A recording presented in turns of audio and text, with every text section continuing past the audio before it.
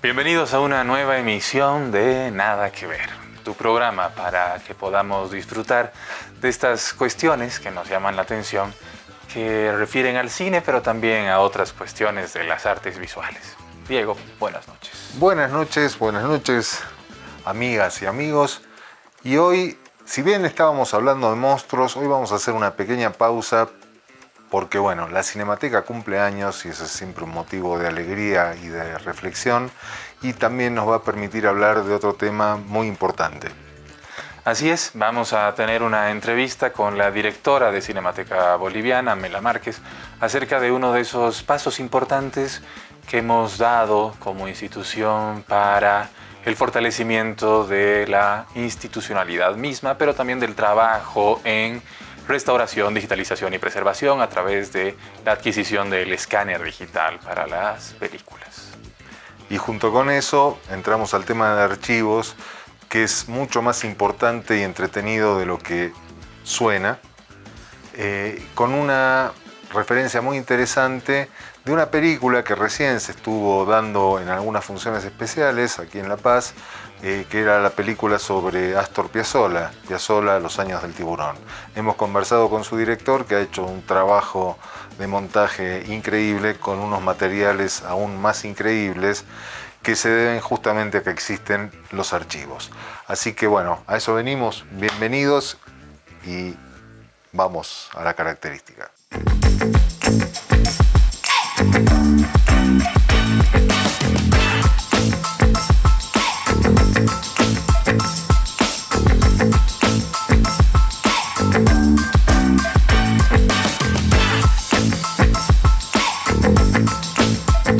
Mela Márquez, cineasta, realizadora, gestora cultural y directora de Cinemateca Boliviana, está junto a nosotros y es para este programa un placer tenerla aquí. Algo que ha sido la noticia en estos días en Cinemateca, la adquisición del escáner.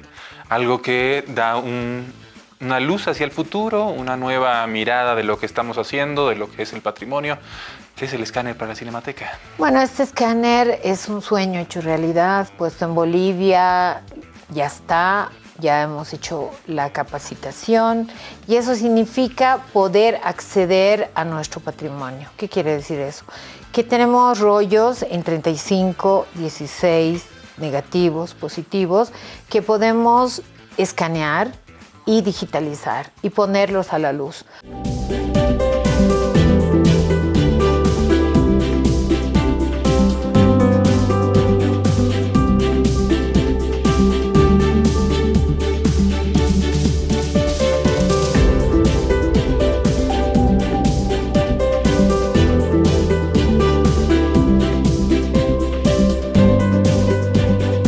Ahora bien, podía ser también una posibilidad extra de preservación, pero el digital está en discusión porque el digital es muy frágil y primero la obsolescencia es tal que cada vez que uno mueve a un archivo, por ejemplo, estaban de moda los LTO, que es un tipo de archivo para patrimonio, que es solamente de archivo y no de acceso.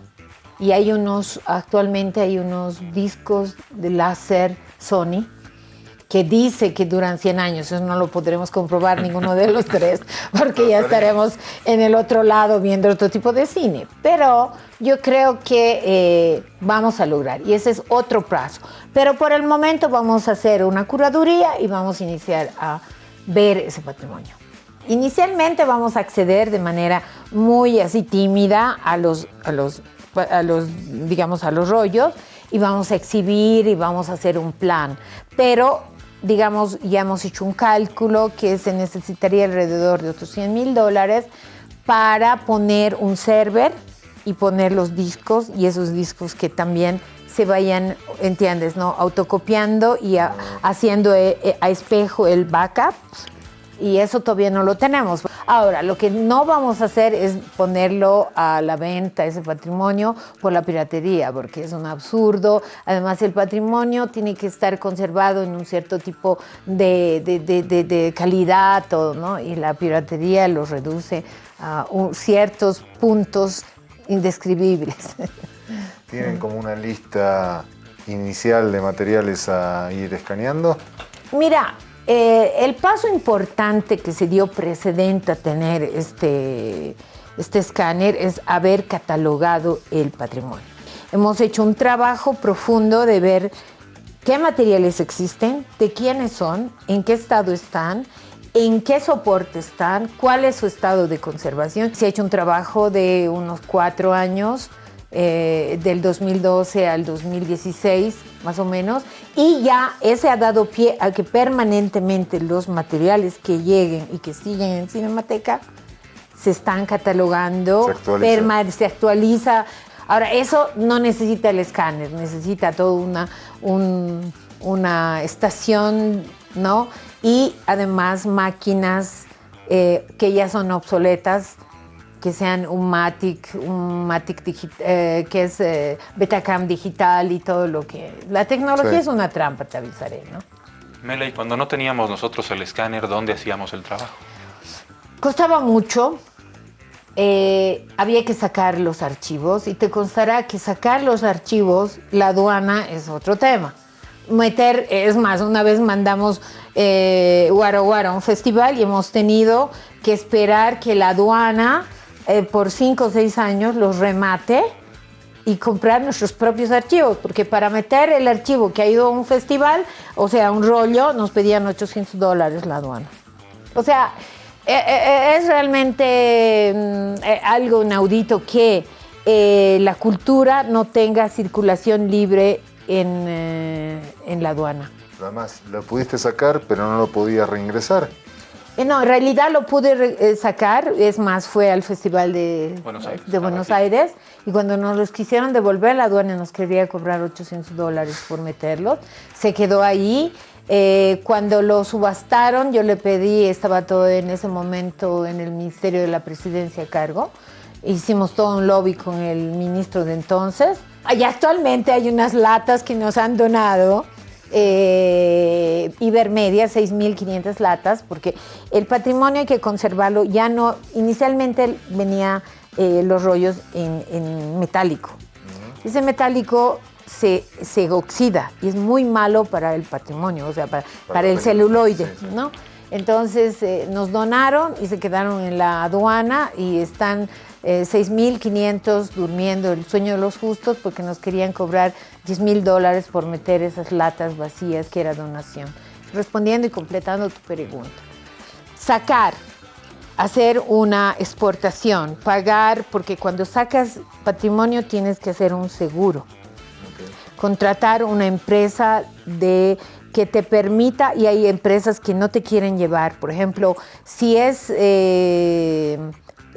¿cómo se llama? Nitrato, no te acepta el avión subirlo. Porque es inflamable. Es como llevar una bombita, digamos, ¿no ve? Entonces, no te aceptan, entonces hay que mandarlo por barco, pero asegurarlo. Y ese trabajo que se hace en un laboratorio es costosísimo, que mantener ese escáner es carísimo. Okay. Y además hacerlo trabajar con un experto y después si se arruinan las piezas y el tema de los discos y todo, porque cada patrimonio es unos cuantos discos, no es un solo disco. Hay 3 escáneres, uno que lo tiene Ecuador, no, Ecuador ya no lo tiene porque ha muerto el que tenía.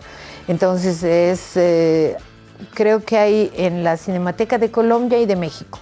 Entonces nuestros vecinos pueden venir a escanear y eso nos costaba, digamos, la Guaro Guaro, para hacerte un ejemplo de restauración, costó $125,000.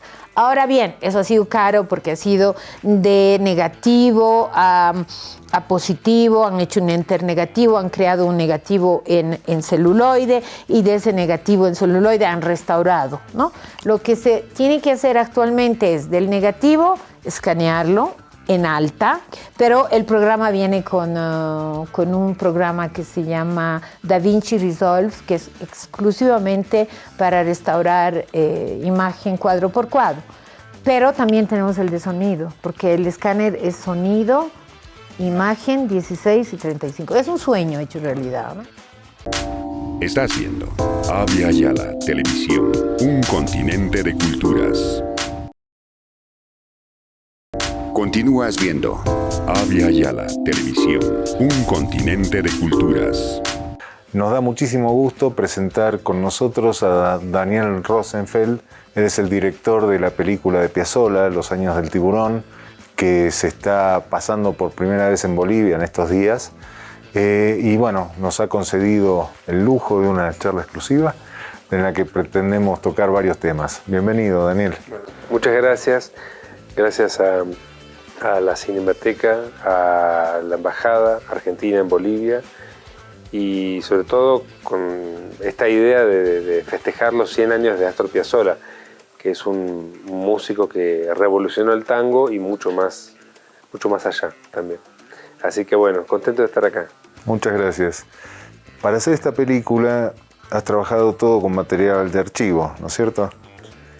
Sí, a ver, Piazzolla murió en los años 90 y la idea del proyecto era hacer una película que fuera Piazzolla contado por Piazzolla, ¿no? Sin entrevistas a terceras personas que hablaran, porque creo que lo más importante, si a alguien le gusta su música, es que la escuche o que lea alguna de las biografías que hay, que son muy buenas, o puede ver entrevistas por ahí.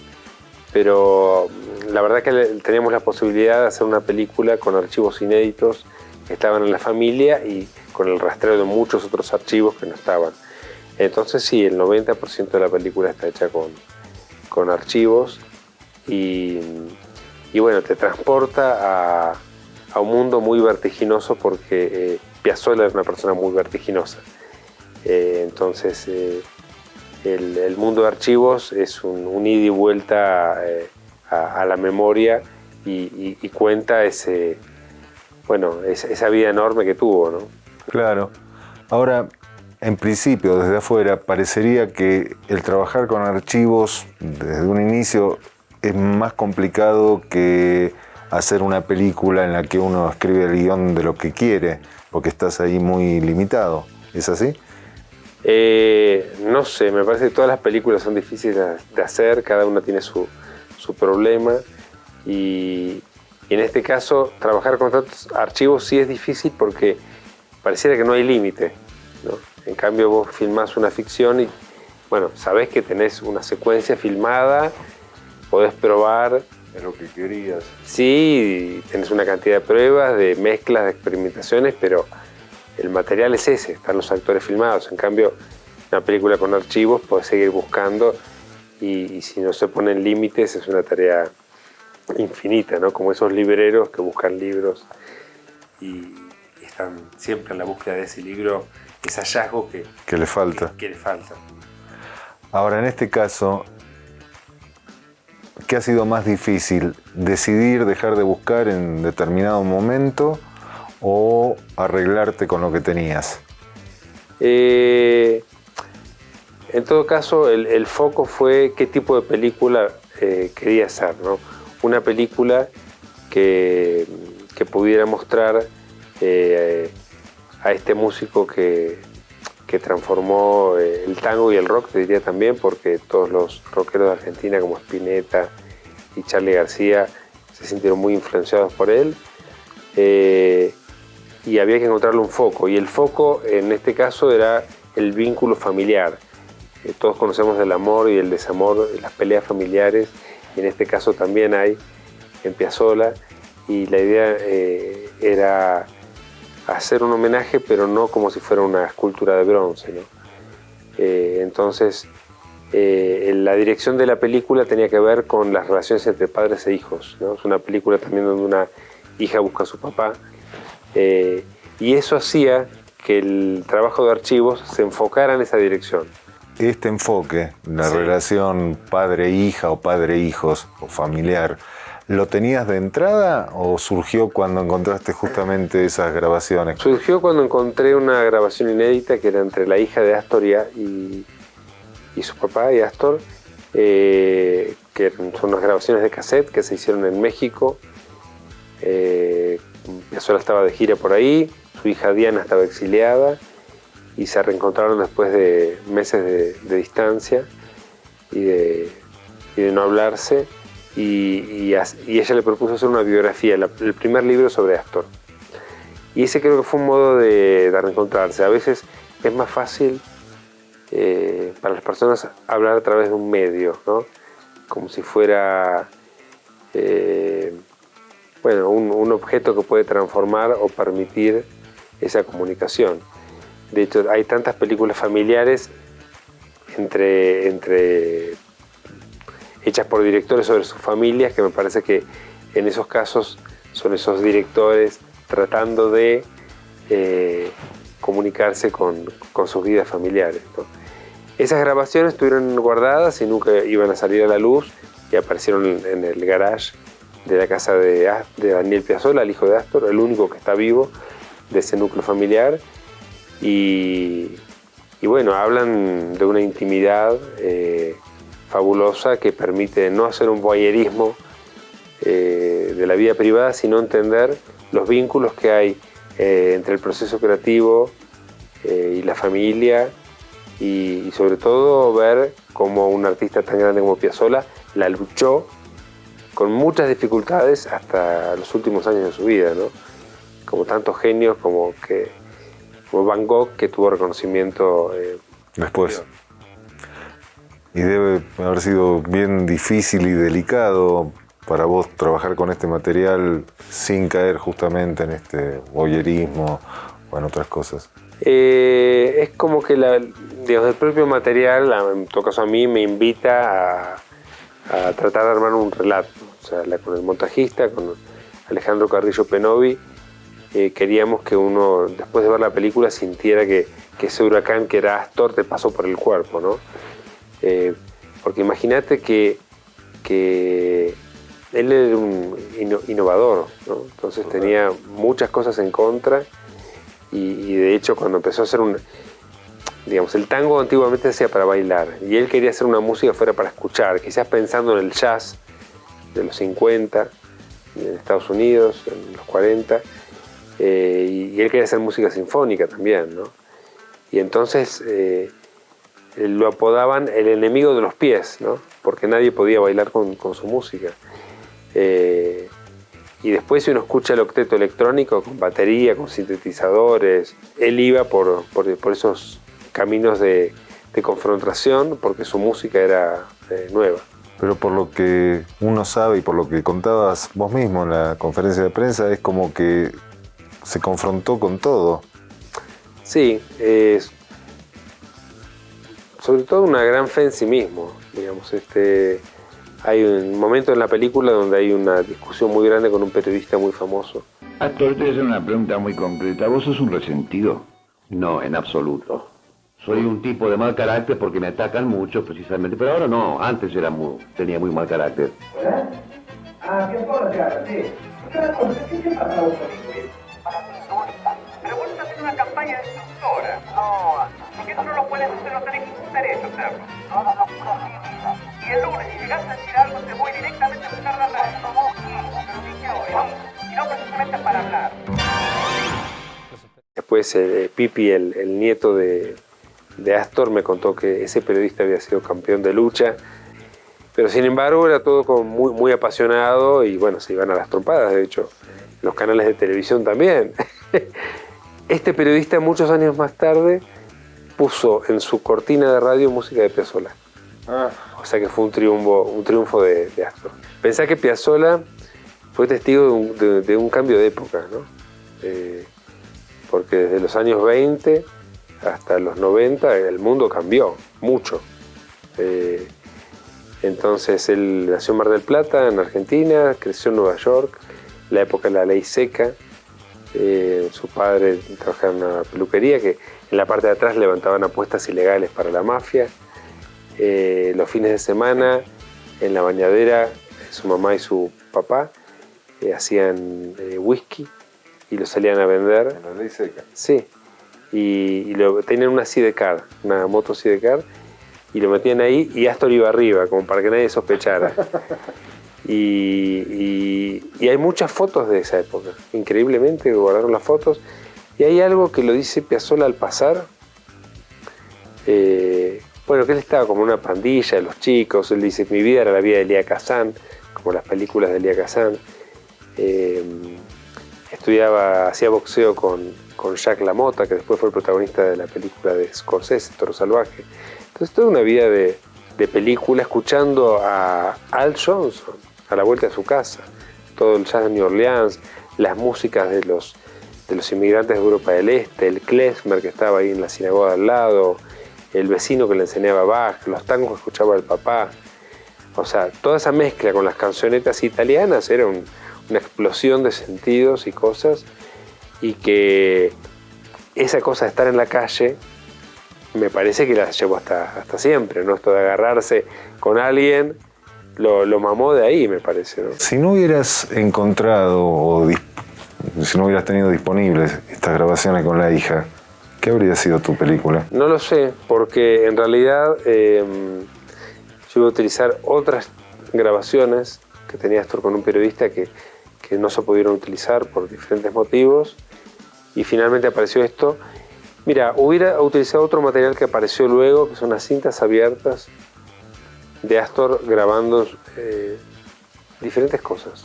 Digamos, por ejemplo, grababa la radio, grababa a él en un ensayo, grababa a él practicando con el bandoneón, grabó un discurso de Perón, grabó a la mujer tomando una clase de pintura con Forte, grabó mensajes a los nietos.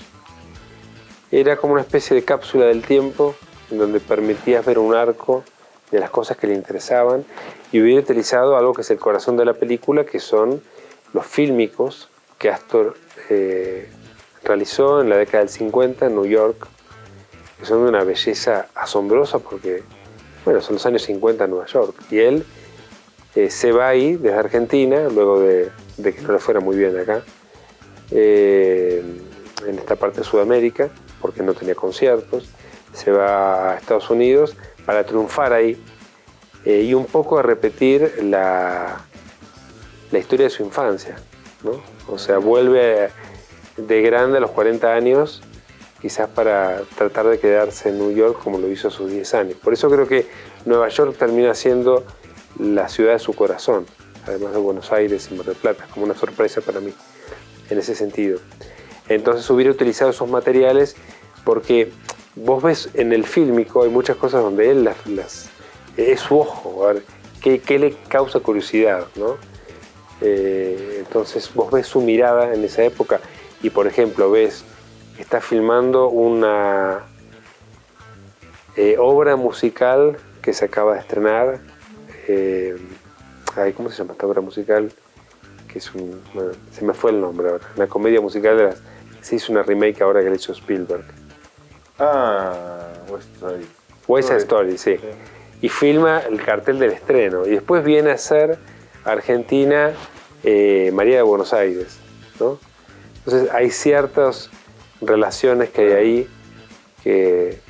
Pero vos como que le sentís una influencia, una presencia neoyorquina mucho mayor de lo que suponías. Absolutamente, de hecho, hay digamos, no está puesto en la película, pero él dice, yo escucho el himno de Estados Unidos y me pongo a llorar.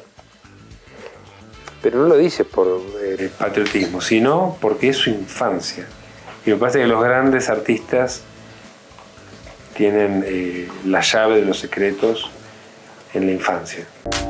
Estás viendo Avia Yala Televisión, un continente de culturas. Continúas viendo Avia Yala Televisión, un continente de culturas. Y ahora sí, la sección que más te gusta, o más nos alegra por lo menos, que es Más laureles para el cine boliviano. Esta vez nos da mucho gusto anunciar que Manto de Gemas, la película de Natalia López que ganó en la Berlinale, un premio muy muy importante, se está estrenando en Argentina, en Buenos Aires. Va a estar en un circuito un poco más artístico, no tan comercial, pero muy muy bien reputado. Estamos hablando por un lado que se encontrará en la sala Leopoldo Lugones del complejo del Teatro San Martín, y por otro lado también en el Malva, en el Museo de Arte Latinoamericano, que es un espacio precioso y muy destacado para todas las artes, incluyendo el cine. Así que felicidades a Manto de Gemas. Y a usted, que nos sigue cada semana en este espacio de la televisión, lo invitamos a que nos haga su recomendación para que así nosotros podamos difundir esto. Tratamos de recomendar no las películas más comerciales porque esas ya las vas a ir a ver igual. No necesitan nuestro apoyo y preferimos dedicarlo a producciones menos conocidas o menos difundidas. Aquí abajo sale el mail al que pueden enviar sus sugerencias. Gracias. Y para despedirnos, para salir de este programa, te vamos a dejar con un videoclip muy interesante que reúne los temas que veníamos tratando. Archivos, La Paz, cine y tango. Nada menos que el primer videoclip de la historia del cine boliviano. ¿Cuál es? Así es, del Instituto Cinematográfico Boliviano del año 1953, el tango Illimani. Con eso nos despedimos y nos preparamos para festejar a La Paz. Gracias.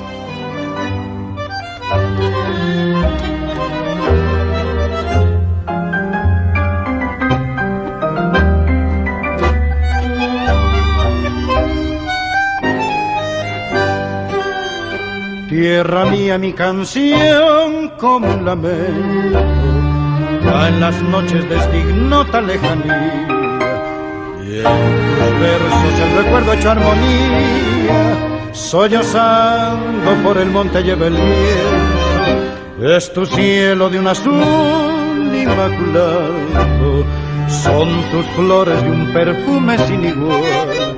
Desde el lago Titicaca te han cantado mil sirenas con tu voz de cristal. Sopocachi de mis años juveniles, 15 abriles, quien volviera ahora a tener Miraflores, mi refugio dominguero. Solo espero a tu regazo volver y cantar mi serenata bajo tu luna de plata cerca del amanecer. Y entre amigos con cerveza, disipar esta tristeza y una nueva vida ser.